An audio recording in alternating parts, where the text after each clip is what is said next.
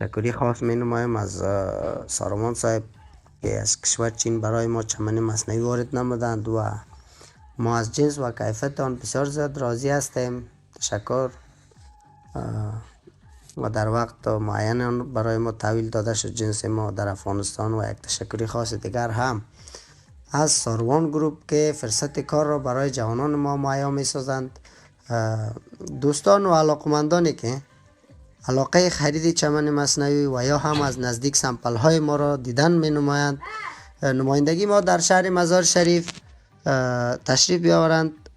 کمربند بابا ادگار گذشته از پوهنتون راه سعادت، میدان ورزشی فوتسال سالار ویژه داخل سرک کباغ و شماره تماس ما هم در پایان صفحه موجود می باشد.